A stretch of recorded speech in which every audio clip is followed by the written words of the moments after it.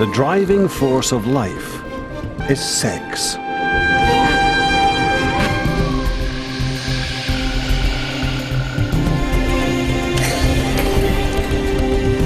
Every animal on Earth has descended from a 4 billion year dynasty of successful breeders.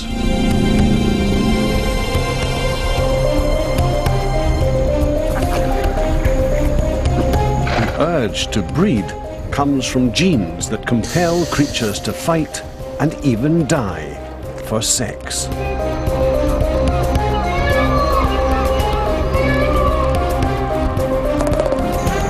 The evolution of sex has been the driving force behind the history of life. It's a battleground where only the sexiest will triumph.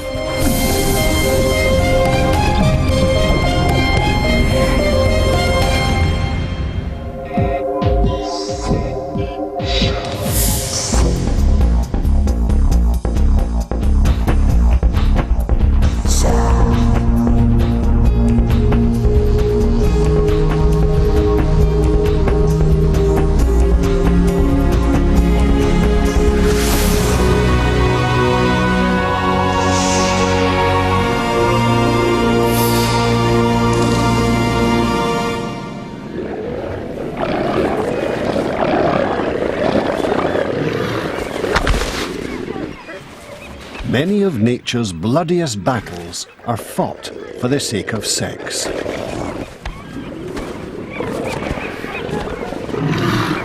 The reason for this passion is obvious, but why do so many creatures suffer so much for sex? The benefit is not the act itself, but continuing the family line. Sex is life's gateway to the future, a way for genes to pass from one generation to the next. And these genes drive both males and females to behave in extraordinary ways. This quest for immortality can be life's ultimate challenge.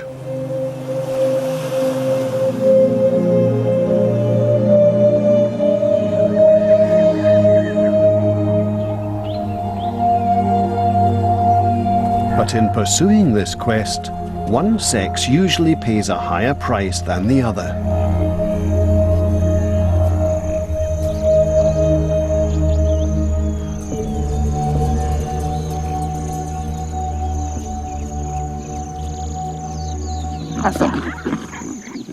Often females are burdened with bringing up the babies, while for the males, the only chore seems to be the act of sex itself.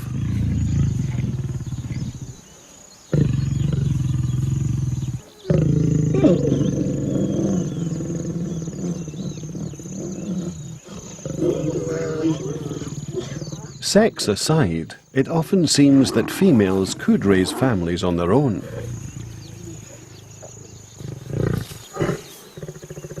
It's often the females that do the work and take the greatest risks.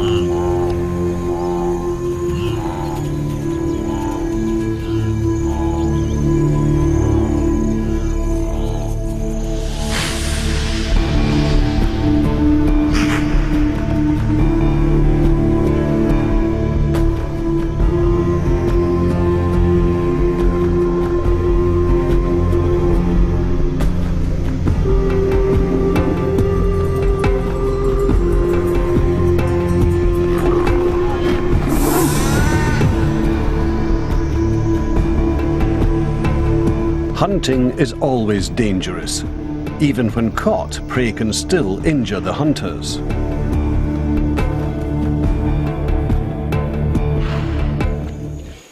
But sometimes it's the male rather than the female that makes the ultimate sacrifice.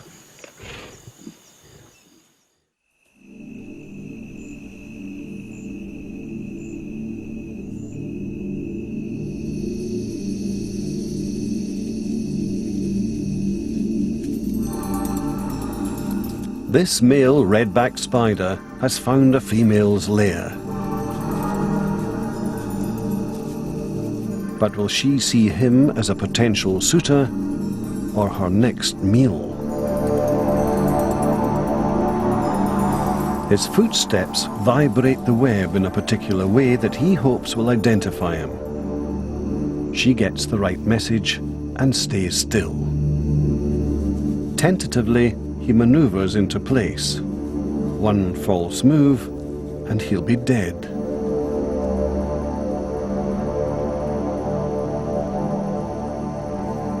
The spider's palps are packed with sperm. He drums them against her abdomen as they prelude to an extraordinary sexual act. He plunges the palp into the female and begins to transfer sperm. But then he makes a bizarre move. He flips his body over into the female's jaws. He forfeits his own life, all for the sake of sex. But there's method to his madness. While she eats, he continues to inject sperm, and more sperm means more babies to carry on his genetic line. Genetically, it makes perfect sense. He has to die sometime, and by trading in his life early, he ensures a bigger stake in the next generation. Amazingly, suicidal strategies such as this are not uncommon.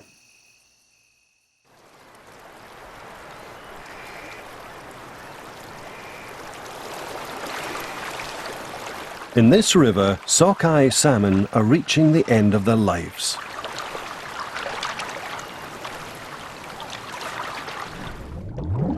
Over the past few weeks, they have swum 1,600 kilometers upstream from the ocean, instinctively driven in search of sex.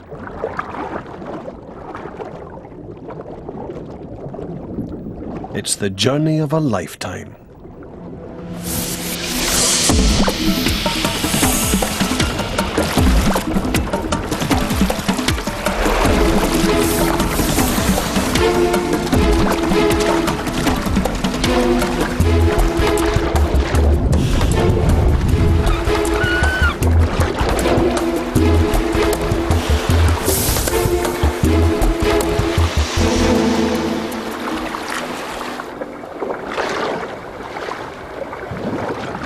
Finally, they reach the very gravel bed where they themselves first hatched. But although they're exhausted by the struggle, they have one last mission.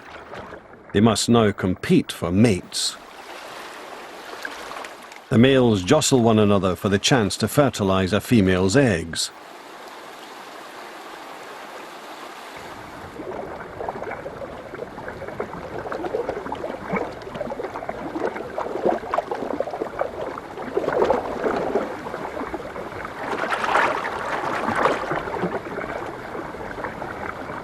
The stakes are high.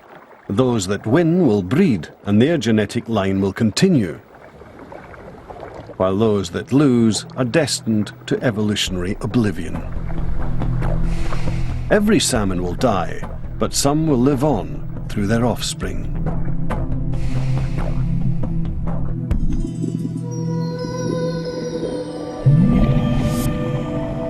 Within each egg lie the blueprints of life. Genes inherited from both parents. Instructed by those genes, a shapeless egg turns into a baby salmon. A salmon with the genetic pedigree to breed successfully. The secrets of breeding success are also passed from generation to generation within these genes.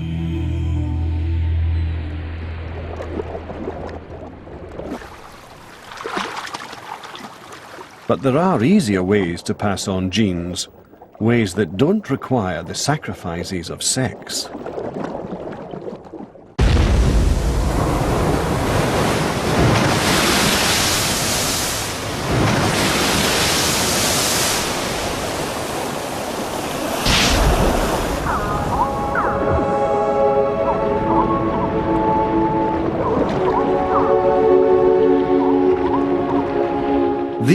sea anemones can reproduce without a partner.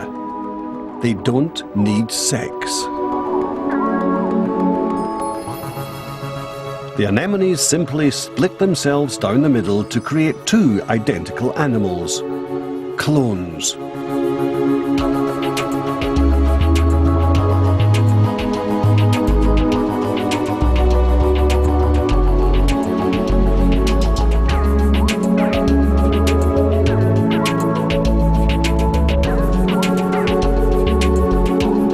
It's a very effective way to breed. There's no need to expend time searching for a mate, and the process itself is quick.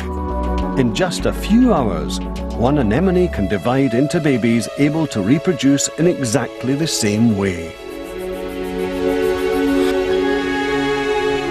The young anemone is a perfect clone of its parent, sharing identical genes.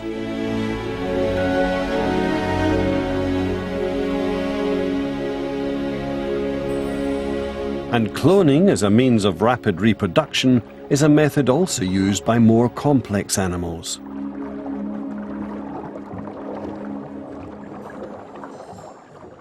In the wake of a tropical cyclone, a raft of vegetation drifts in the ocean. On board is a small passenger, a female gecko.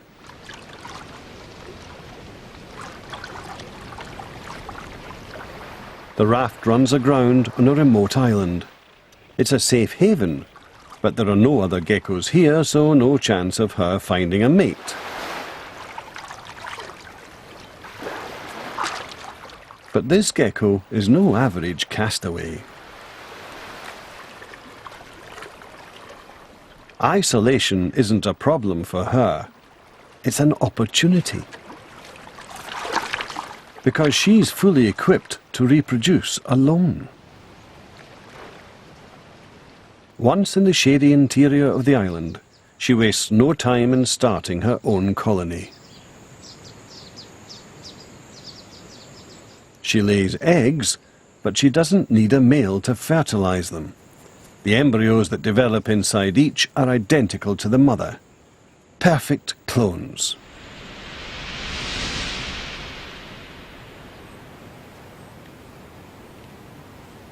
Several weeks later, the baby geckos hatch.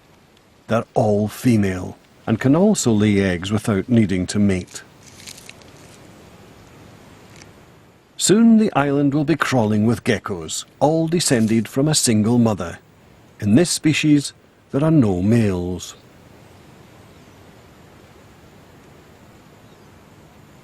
Breeding without sex might work well on an isolated island, but it can be a perilous strategy elsewhere in the world, where predators and disease are rampant.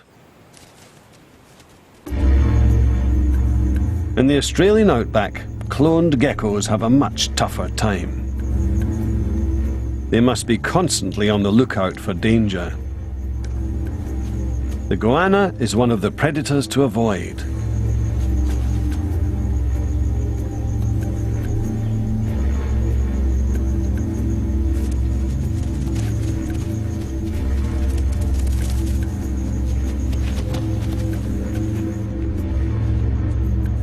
But other threats are much harder to hide from.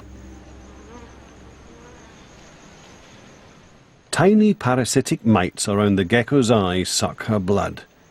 Unseen diseases can also kill them. And if one gecko falls ill, the whole population of identical clones is at risk. Like their island relatives, these geckos multiply rapidly. Each gives birth to numerous female clones. But here, cloning is a double-edged sword. If a parasite finds a weakness in one gecko, it can infect all the others.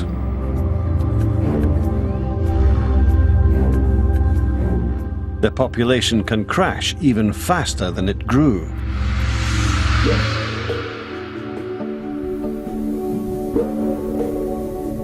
But living alongside the clones are other female geckos that do pair with males and multiply through sex. The process takes twice as long since the males don't have babies, but sexual reproduction has a distinct advantage. It mixes genes and creates unique offspring, each with its own unique defense against infection. Parasites have a tough time spreading through this population. By shuffling their genes during sex, these geckos are better equipped to survive. This key advantage helps explain why sex is so widespread.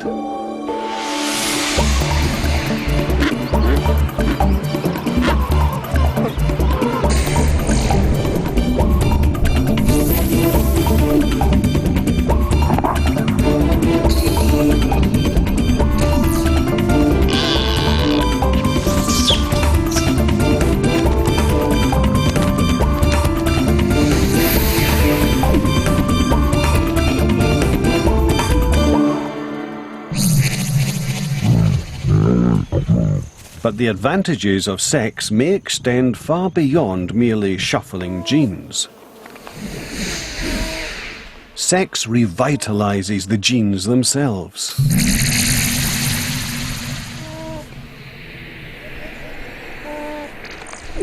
The two sets of genes that come together during sex each have their own imperfections, because genes get damaged from time to time.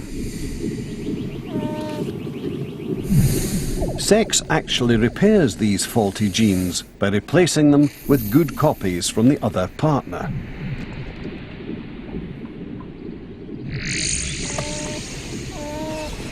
With sex constantly rejuvenating genes, each generation becomes stronger than the last.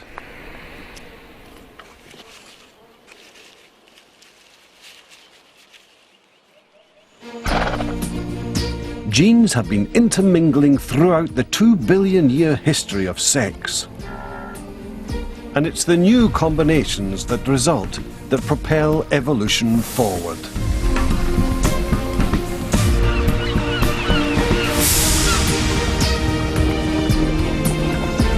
The amazing diversity of creatures on our planet today is a direct result of sexual evolution.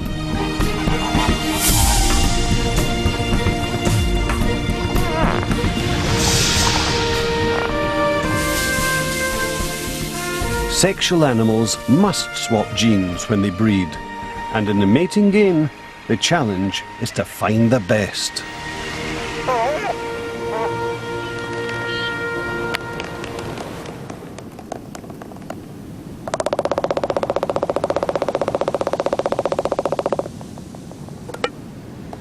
This is how albatrosses do it. After spending months apart, alone at sea, the birds are now compelled by their sexual urge to spend hour after hour in this ceremonial dance.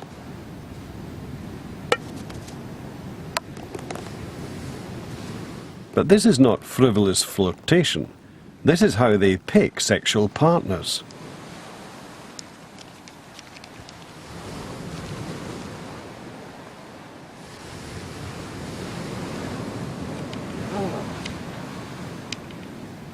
The female already carries a single large egg. A rare and valuable contribution towards the next generation. But a male produces millions of sperm. Tiny, inexpensive packages of genes.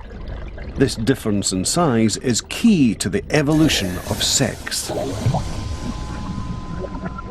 2 billion years ago, when it first evolved, sex was a simple matter. Cells simply bumped into each other and then swapped genes.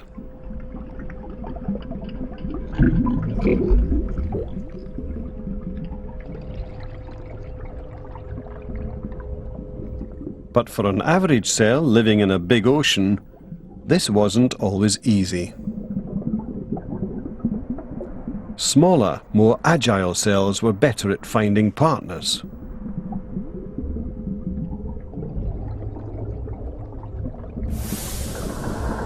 and larger, fatter cells, well stocked with energy, were more easily found. Combining their talents, these odd couples paired off faster than the rest. Soon, the seas were filled with cells specialized for sex. Large eggs and tiny sperm were here to stay.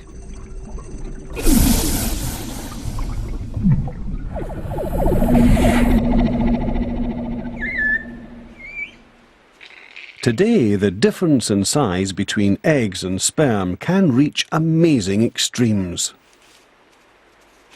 From the outside, the female kiwi looks almost identical to her male partner. But inside is a truly enormous egg. She'll only produce a few in her lifetime.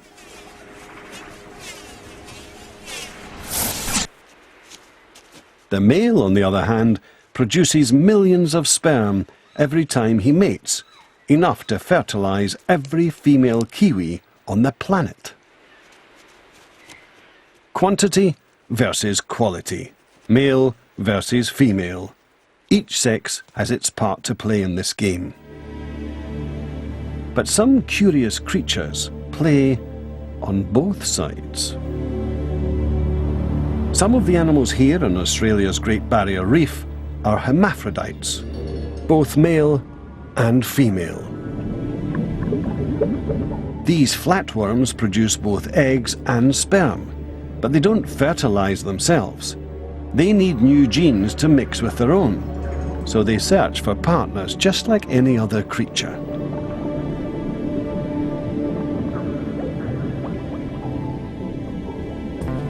But when they meet, they first need to determine which will play the male and which the female role. They do this by penis fencing. Each flatworm stabs at the other with its harpoon-like penis, trying to pierce the other worm's skin.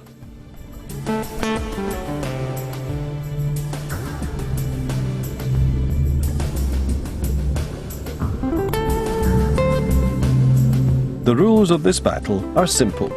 The first worm to successfully stab the other wins and gets to play the male.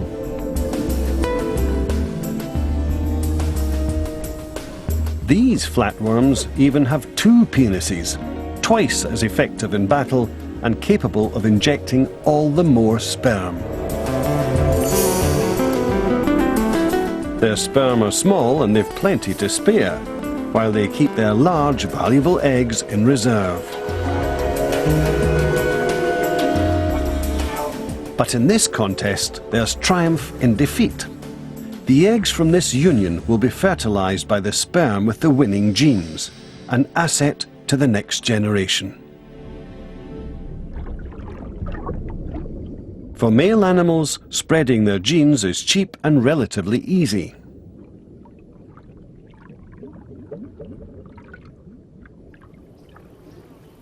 The hard part for some is finding females in the first place, like when they live in the vast, tangled swamps of Venezuela.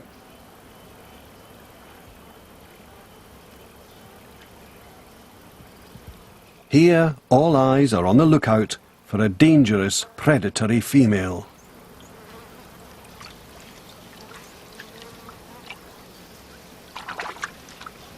She's an anaconda, the largest hunter in the swamp. She can eat a caiman or a capybara with ease. She's 5.5 meters long and weighs almost 100 kilograms.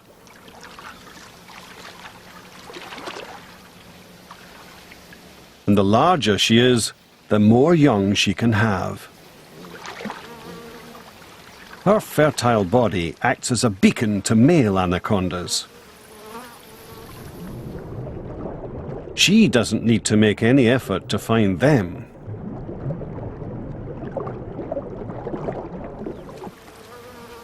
Male anacondas are tiny in comparison, at 1/4 of her weight. But he's sleek and agile, and up to the all-important challenge of locating the female.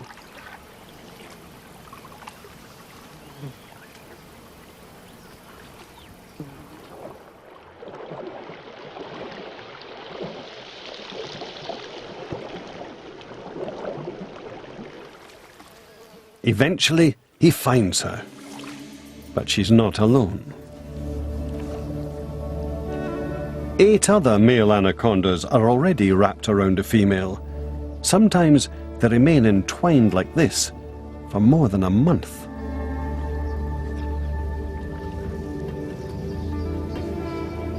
Each male has a pair of mating spurs he uses to stimulate the female and persuade her to mate. The males wrestle to be the winner in this serpentine battle for sex.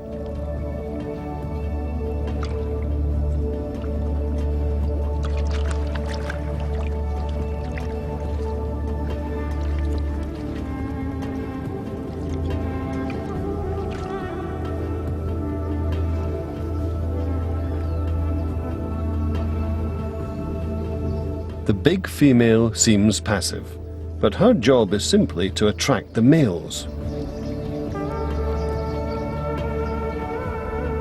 While they fight amongst themselves, she conserves her energy for later to nurture her eggs. Female marine iguanas are sharp-eyed and on the lookout for mates. They choose partners based on the territory they possess, so the larger males compete for the best spots.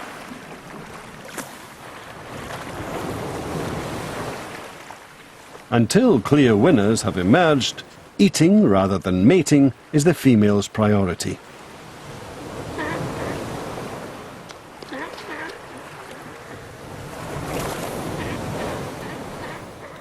Foraging is best when the tide is out, and the females all race for the shoreline. But for males, food is off the agenda. If they want sex, they must stay and fight. These often bloody battles sort out the men from the boys, important information for females looking for strong mates. But for now, the females gorge themselves on fresh seaweed. Food is vital to nourish the eggs growing inside them, no matter how hard it is to reach.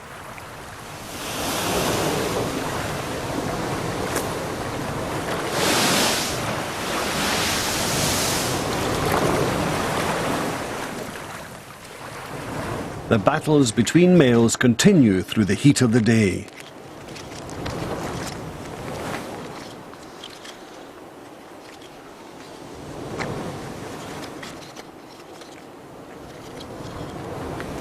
Eventually, the winner will take center stage, ready for the female's return. As the females travel up the beach, they are watched by smaller males not strong enough to win fights. Their tactic is to jump on passing females.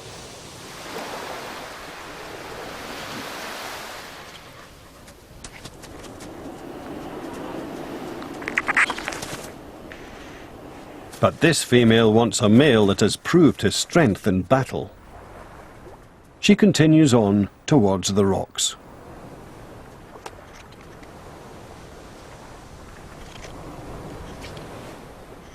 A winning male welcomes the females onto his patch. He sniffs them to see if they're ready to mate.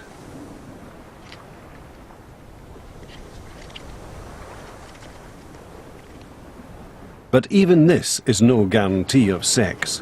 The males still have to wait until the females accept them.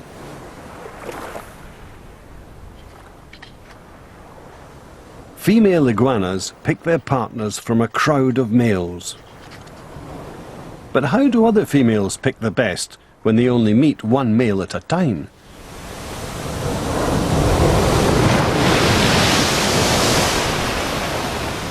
A surprising answer has been found in the woods of Ohio.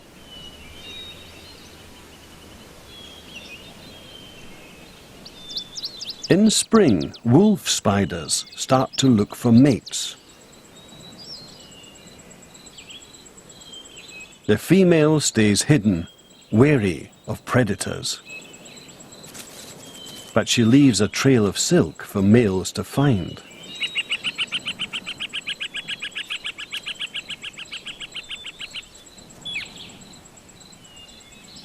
When one locates it, he detects the presence of a potential mate.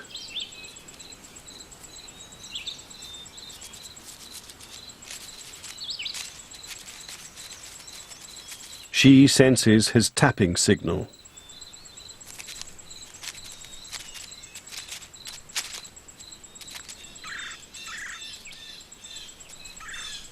Then sees his waving legs.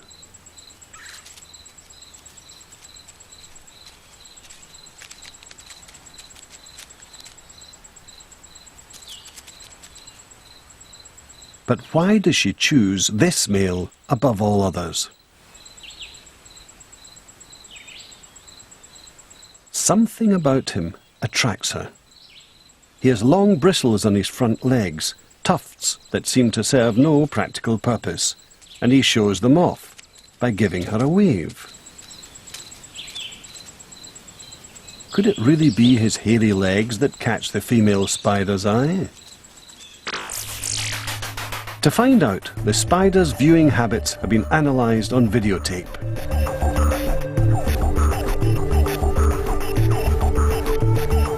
A mini TV screen plays life-size images of courting males to a female. But this male has no hair tufts on his legs, and the female is unimpressed.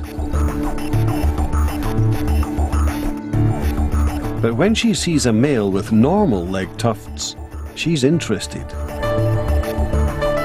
And if he has huge leg tufts, she gets very excited. If females find hairy legs sexy, so will their daughters, and they'll also have sons with hairy legs. For these spiders, hairy legs are here to stay.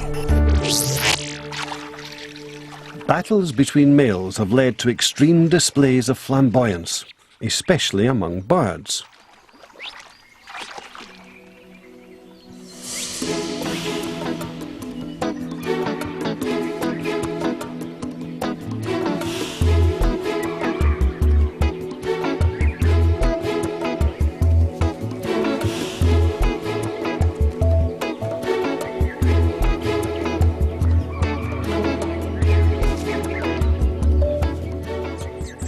And throughout the bird world, females carefully choose the best males they can find.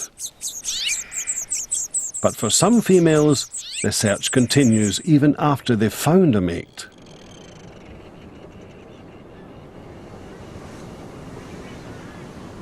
Blue-footed boobies live in densely packed colonies. They mate for life, but that doesn't mean they're sexually faithful.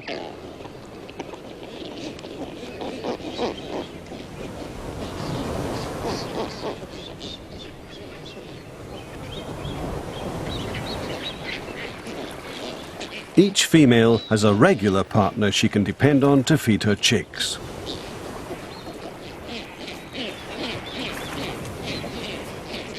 But when he's away, she's not averse to a new romance.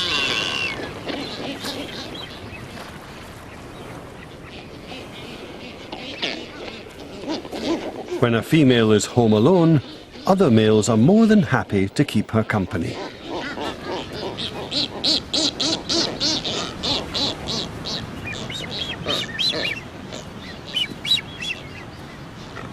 And while her mate's away, she's free to play the field. Infidelity makes sense. She already has a committed partner, but he may not have the best genes. It's possible that another male might have more to offer.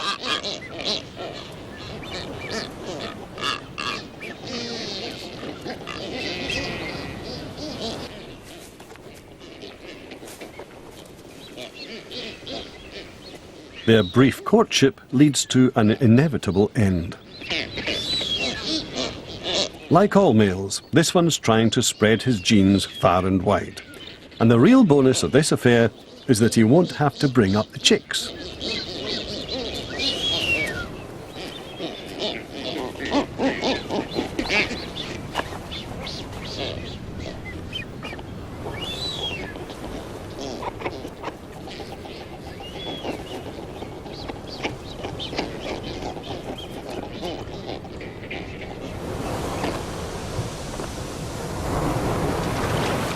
Meanwhile, her regular partner goes on fishing in blissful ignorance.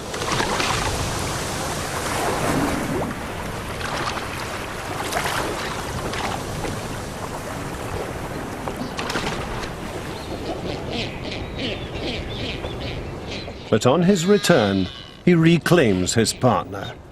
It's to his advantage to do so. Repeated mating will keep his sperm in the race to fertilize her eggs.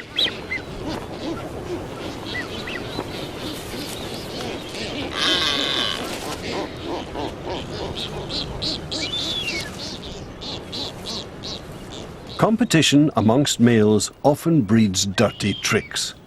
And to further his own cause, a male can use all manner of cunning ploys.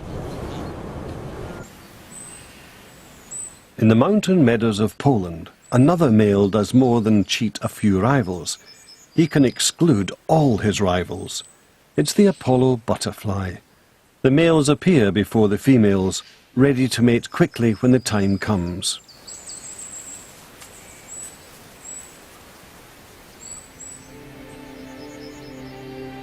Down below, a female is about to emerge from this pupa.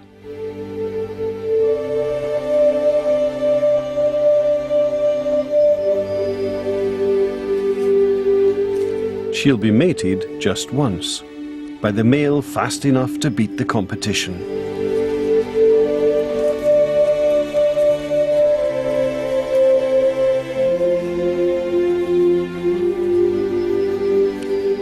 As soon as she emerges, something, probably her scent, alerts males to her presence, and the race to find her is on.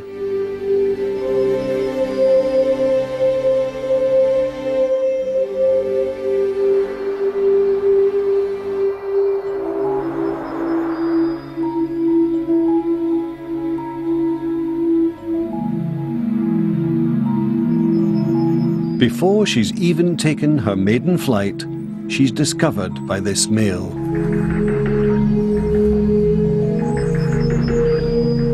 But how can he make sure that he's the only mate she will ever have?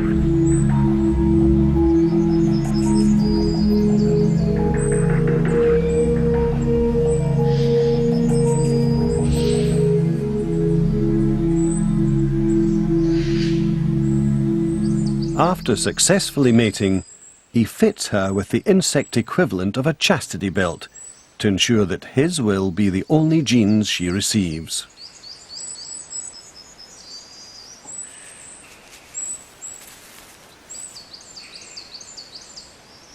And then he leaves, victorious. No other male can mate with this female because he has sealed off all access with an impenetrable spiked plug that has now set hard.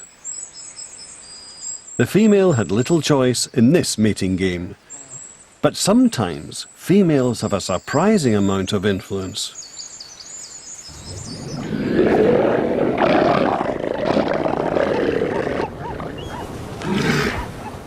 This harem of female elephant seals has been won by a single male known as the Beachmaster.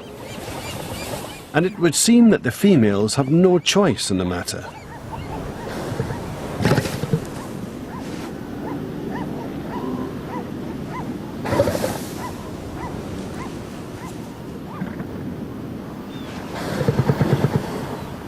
But the female's discriminating tastes will soon be revealed when a visitor approaches the harem.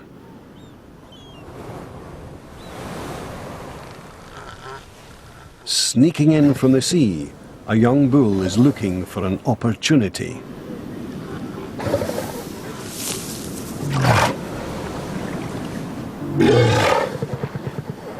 He's intent on seduction.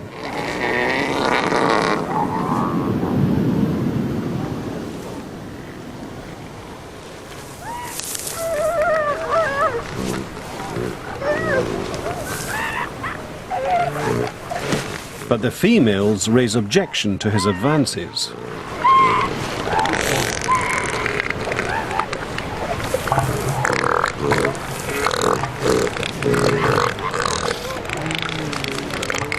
The commotion wakes the beachmaster, who chases off the upstart bachelor.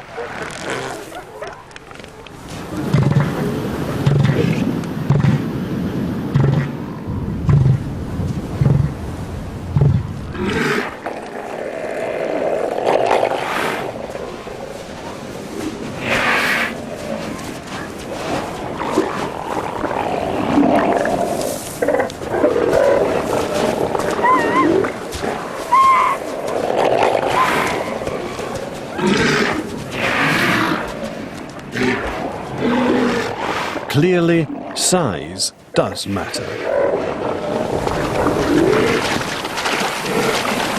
But it was the female's protests that led to his eviction.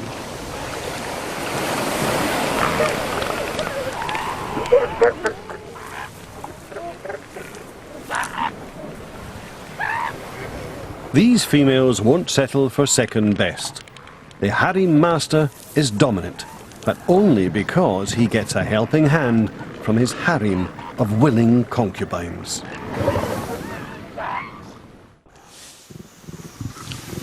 Female lions are also the willing subjects of powerful males.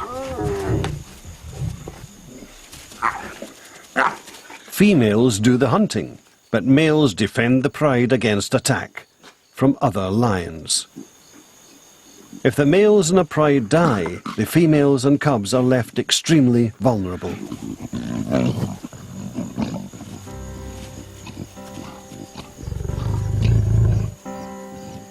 There are always rogue males on the prowl, ready to take control.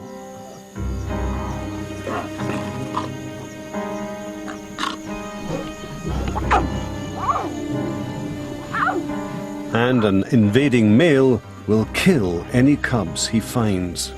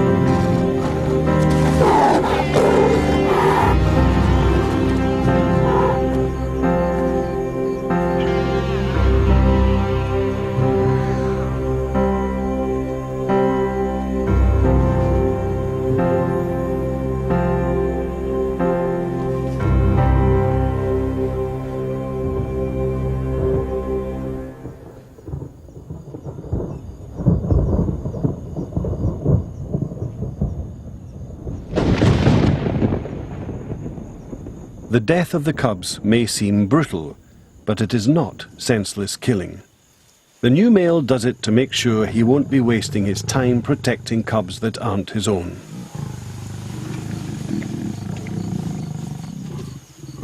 The female will soon bear his own young, and he'll stick around to protect them from other marauding males. In doing so, he also protects the female's new family. Despite their conflicts, males and females must cooperate. They need each other to bring their genes together in a vital combination, a renewal of life.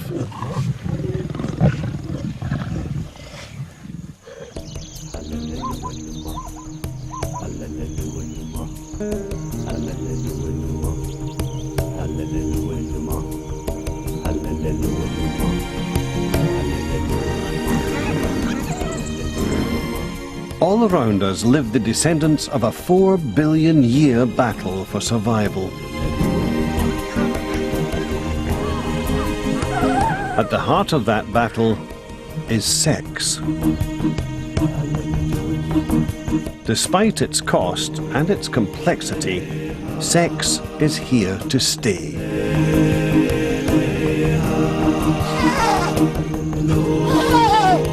New life is born every minute, equipped with the right combination of genes from both parents, ready to survive in an ever-changing world.